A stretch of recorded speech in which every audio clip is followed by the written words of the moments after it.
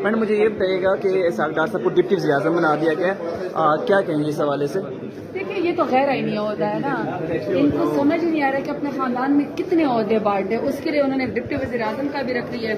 इससे ज्यादा कौम के साथ क्या मजाक होगा। उसको कहता है फाइनेंस मिनिस्टर भी असल में वही है, फॉरेन मिनिस्टर भी वही है, और अब डिप्टी वज़ीर आज़म भी हो रही है। असल में खानदान शरीफ का मुल्क को कारोबार की तरह चला रहे, हर इदारा उनको चाहिए, हर ओहदा उनको चाहिए, बाकी तो सारे शायद झकी मारना है।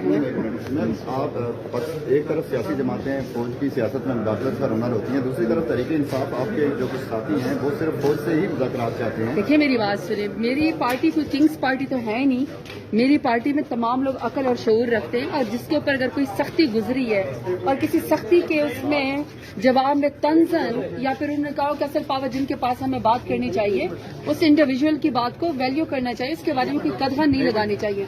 जहां तक पाकिस्तान तहरीक इंसाफ की बात है, खान साहब के पास इख्तियार है, खान साहब पॉलिटिकल पार्टी से बातें करेंगे, लेकिन जब तक उनको आप बाहर नहीं निकालेंगे बात किससे करेंगे। पॉलिटिकल प्रोसेस के लिए पॉलिटिकल लोगों से बात जरूरी है, लेकिन इसका इख्तियार भी खान साहब के पास है।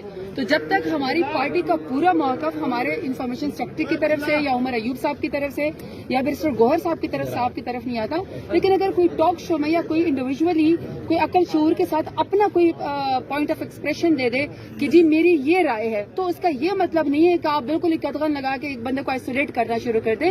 हमारी पार्टी का मौक़िफ़ खान साहब के जरिए आएगा, बैरिस्टर गौहर साहब देंगे, उमर अयूब साहब देंगे, या सेंट्रल इंफॉर्मेशन की सूरत में आपको पूरी उसके लिए मिल जाएगा, पूरी मीडिया के लिए आपको मिल जाएगा। और बाकी अगर कोई पॉलिटिकल लोग हमारे ऊपर पार्टी से इतराज करती हैं कि किससे बात करनी चाहिए, किससे बात नहीं करनी चाहिए, सबसे बड़ी बात है कि पॉलिटिकल पार्टी से बात करने के लिए पॉलिटिकल पार्टीज को जुल्म भी बंद कर देना चाहिए। पाकिस्तान तहरीक इंसाफ के खिलाफ एक तरफ से जुल्म करते और दूसरी तरफ तमाशा लगाए कि हम बातचीत करेंगे। फिर मेरा सवाल है कि क्या इनके पास इख्तियार है बात करने का, कन्विक्शन है, इनके पास पावर है इनकी सफा में।